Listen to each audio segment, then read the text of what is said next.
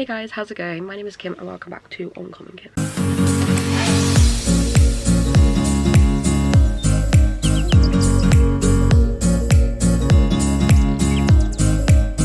So today we're going to be doing my mid-year freakout tag. I did this last year and I thought I really enjoyed making it, so I'm going to make it again. And I will link Steph's video down below because she reminded me it's mid-year and that I need to do it. So thank you, Steph. So mid-year freakout tag, we basically have 13 questions. All about the books I have read or want to read so far to read in 2025, and I'm basically got answers for each, and I'm going to go through very briefly, talk about each, otherwise we'll be here for hours, but that's my plan. I'm very excited. So question number 1 is best book you've read so far in 2025. Now take your guesses. If you've been here a while, you watch me quite regularly, which I know a couple of you do, which I'm really appreciative for. What do you think my best book is of 2025? I'll give you 5 seconds. 5, 4, 3, 2, 1. It's Take Up. It's A Take Up by Robert Jackson Bennett. I loved this book. It was phenomenal. And I loved Drop of Corruption just as much. And I loved the characters, I loved the world, I loved the mystery, I loved everything. And so far I can't think of a book that could beat this, apart from one that I will be bringing up later on in this video. So yeah, I'm so excited. I can't wait for more books in this series because I loved it so much. Question number 2 is best sequel you've read so far in 2025. And I've read quite a few sequels, which I'm quite proud of myself for, because usually I'm a bit of a nightmare and I'll read the first book and then continue to not read the rest of the series. But this year I have actually read 2 series where I've literally read first and second book pretty much back to back, which I'm very proud of. But this one just topped it for me, and it's Vera Wong's Guide to Snooping on a Dead Man by Jesse Sutanto. We know my love for Vera. We know my love for Vera. We know how much I love Vera Wong and her weird, wacky, found family. So it had to be Vera. It had to be Vera. The first book is Vera Wong's Unsolicited Advice for Murderers, which I also read in the same vlog. I read it in my Florida vlog if you're interested in seeing my thoughts and feelings on both books, because I read them while I was in Florida. And just Vera, I'm hoping due to the end of this that Jessie is going to give us another book and it will make my year. I can tell you for a fact. Question 3 is new releases you haven't read yet but want to. And I have picked 4 because I couldn't pick just one. I pre-order a lot of books, as we know. So I've picked 4 books that I am very excited to get to that have come out this year in 2025. So the first book is A Box Full of Murders by Janice Hallett. This is Janice Hallett's new release and it is her first middle grade. But I really enjoy Janice Hallett's writing and the way she writes her books, because it's all very much like mixed media. It's not like your standard mystery book. So I'm very excited to read this one. I think it will be a fun time. Next we have Cursebound by Sarah El-Sarafi.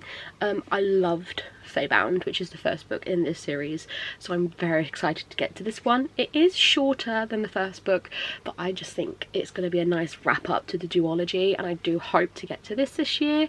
This is the Fairy Loot edition, if you can't tell. But I'm very excited to get to this one.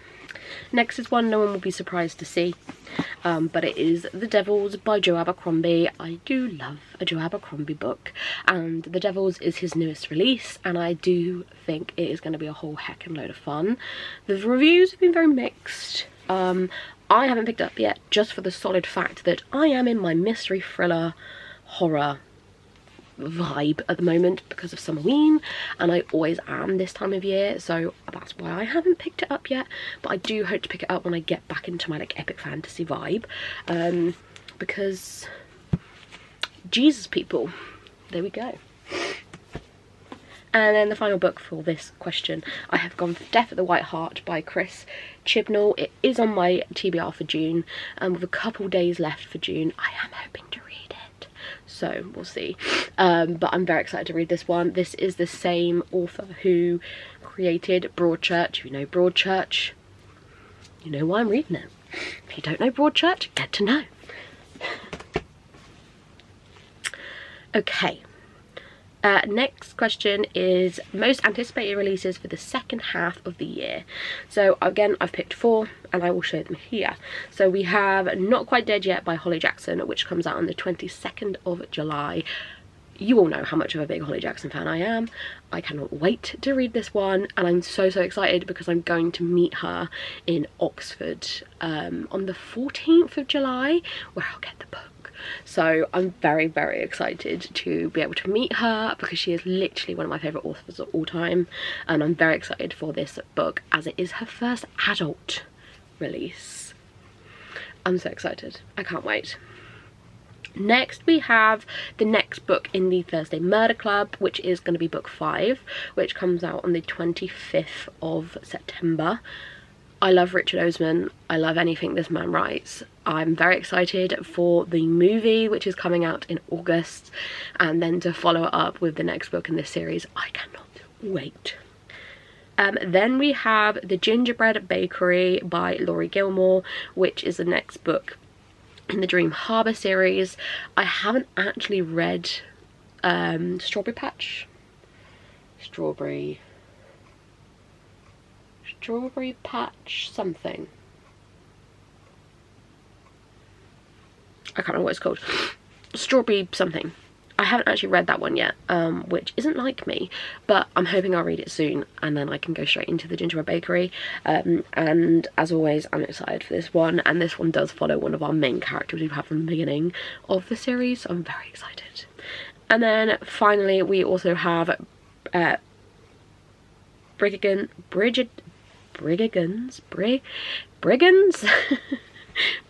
and Bread Knives by Travis Baldry, which comes out on the 13th of November, which we go basically back into the world of Legends and Lattes, which I love. But I believe we're following different characters this time, and it's gonna be a freaking vibe. I cannot wait. Question number 5 is biggest disappointment. Now I found this quite hard because I actually haven't had many disappointing books this year so far, but the one I've gone for is one that I didn't DNF. I just put it down, and I do plan on going back to it, but what I had read of it, I wasn't massively impressed, and that's Wolf Song by TJ Klune. Now we all know I love TJ Klune, I love his writing, I love his books. I give most of his books 5 stars, but there was just something about this one that wasn't gripping me. Now of course it could have been me. It could have been me at the time. It could have been that maybe this just wasn't the book for me at said time. But I was so looking forward to reading this, and it just kind of flopped for me a bit. Don't get me wrong though, I did only get 70 pages in, and then I kind of put it down. So I definitely plan on going back to this one, but for something that's been on my TBR an awful long time, I'm worried that I might unhaul it, but it's just stunning, and I just want to love it because it's TJ Klune. But yeah, I was a bit disappointed. Number 6 is biggest surprise.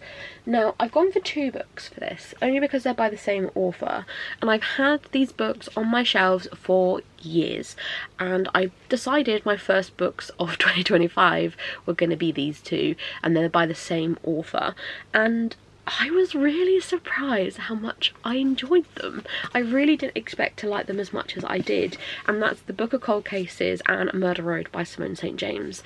I really enjoyed these. I really enjoyed Simone St. James's writing and her kind of build up throughout of the plot and what's actually going on. I had a great time reading these two, and I really didn't expect to the point where I've now gone out and bought Simone St. James's backlist because I really want to read the rest of her books. Because I had a great time and I really didn't expect to, especially the Book of Cold Cases. I think I've owned it for like 3 years, but I've read it now. And then Murder Road was a little bit less because it's only recently come out, but again, completed, and I was very surprised. But I'm on the Simone St. James train now. Question number 7 is a favourite new author, whether it's a debut or is new to me. So I've gone for new to me, and I've read two books by this author this year, and I really enjoyed them both. One of them being a 5-star, and I have bought 2 other books written by her, and I'm hoping to get to those possibly over the summer, if not later in the year, and that is Abby Jimenez. I've never read anything by Abby Jimenez since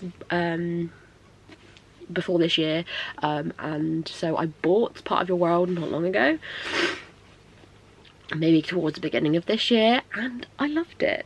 It was so cute, so wholesome.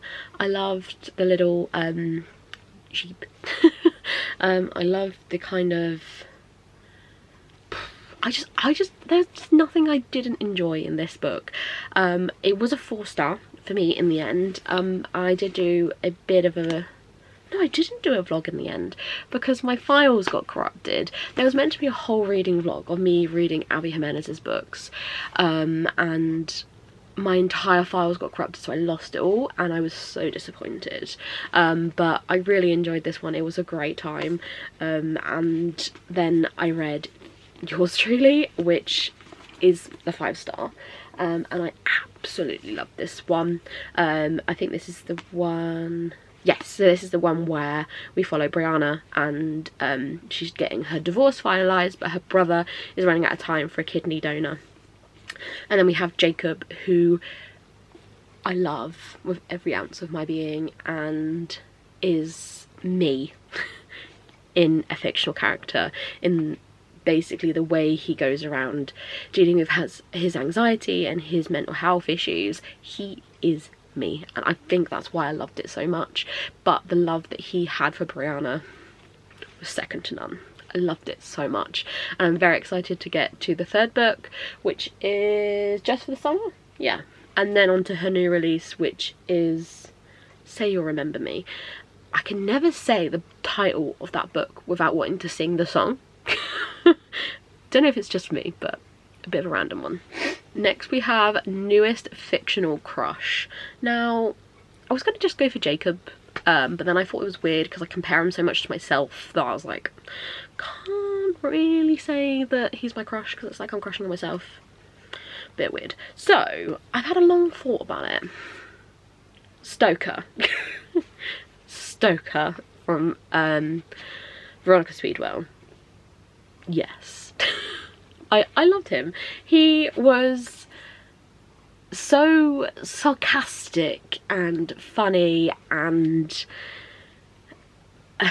like, he cares so deeply for Veronica at the same time as taking the absolute piss out of her, and I loved it. And how much he cares for her really comes to show as you go through this first book, and I just loved it so much, and I love him, and you know, he's my dream guy because he's lovely and he's caring, but he also has that like humorous, rebellious, I'm gonna take the piss out of you side, which is kind of similar to me. Like, I can be really lovely and really nice, but I love to take the piss out of people. Ask anyone I work with, like, it's just what I do. And I feel like in that sense, I relate to Stoker, and I'm like, marry me, sir. Marry me. Next, we have favourite character. Was that the word? Was that the words I want? Newest favourite character. I do apologise. And I was going back and forth, and I was going, there's no one that's like new that's a favourite character. Like, Vera Wong's not new, she is just queen, you know. And like, like, I read Iron Flame this year, but again, they're not new because I read Fourth Wing. So it's like, So I brought Take a Cut back up again. And I've gone for Dinius Cole and Anna. Because I love them. I love them as a duo. I love them on their own. I love their abilities, the way they do things. I love their humour. I love their friendship. I love everything that they do, everything that they say. I love them. Especially Anna. I love Dinius Cole. But Anna is just so unique. And she's so different to any character I've ever read before. That they're just so good. They're such a good duo.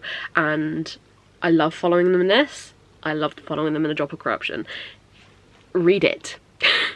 Read it. It's so good. I love it so much. And I just love them. I think they make it. I think they make this book what it is. And they're the reason I love this book so much. But yeah, I had to get Take a Cut in twice, sorry. Okay. Next we have a book that made you cry. And this was hard because I actually haven't cried at many books yet.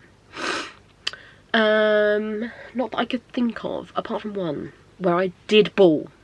And I'm not going to say much, I'm just going to show you, and either you'll understand or you won't, and that's up to you.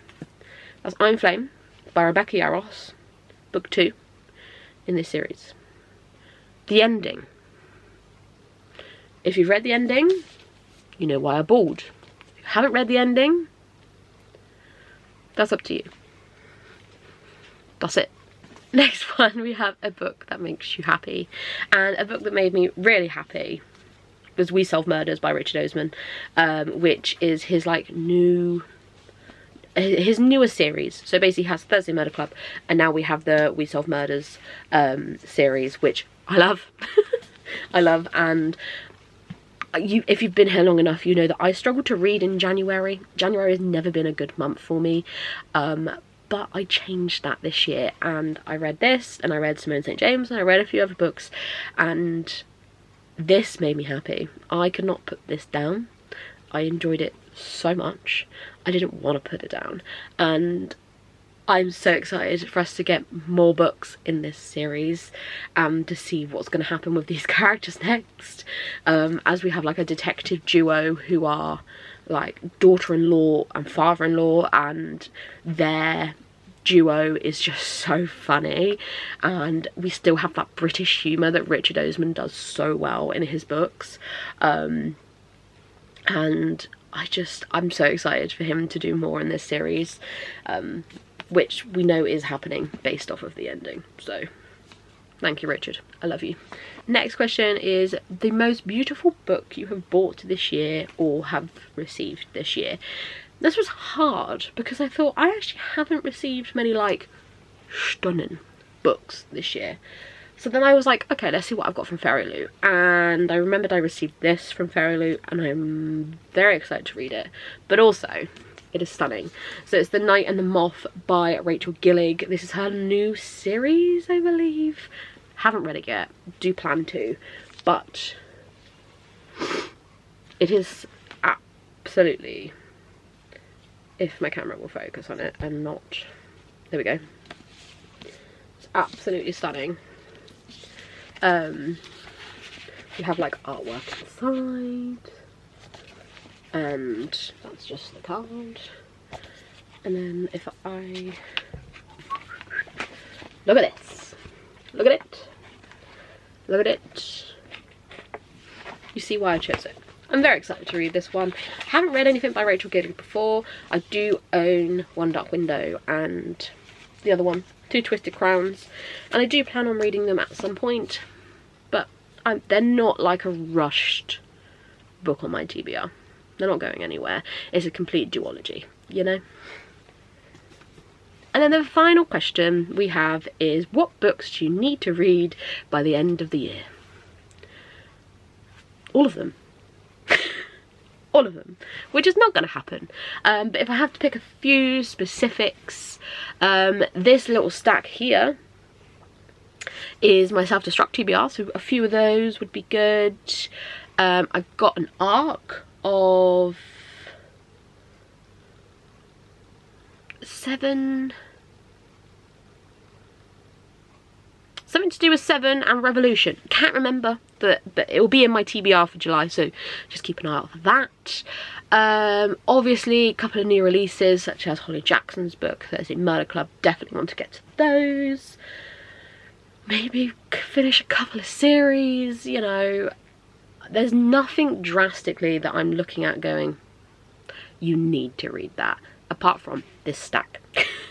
Swordcatcher, there you go. There you are, Lorraine. You happy? Look, I definitely need to read Swordcatcher. Okay, that's if there's anything that needs to be said on that list, is Swordcatcher. But you know, I haven't read it yet, so we'll see. But yeah, that's my mid-year freakout tag. I hope you guys enjoyed. I've got a couple more mid-year kind of videos coming. I have a journal flip through. Obviously I'm very much into my journaling, so I'll be doing a mid-year journal flip through. I will have my top 10 books of the year so far. And I have a couple of other books lined up for you. Videos lined up for you coming in throughout July. But obviously July is Summerween. And I'm going to be attempting doing daily videos again like I did last year, so we'll see how it goes. But keep an eye out for that, and let me know if there is what your favourite book of the year is so far. I would love to know. Also leave me a ghost emoji for Summerween down below if you made it to the end of the video. Subscribe if you're excited to see any of this new content I have coming, but also if you're new and you have enjoyed this video, but also like. We're currently on our way to 500 subscribers. It's quite scary actually if you think about it. 500 people is a lot of people. Yeah, interesting. But yeah, I will see you all soon for another video. Bye!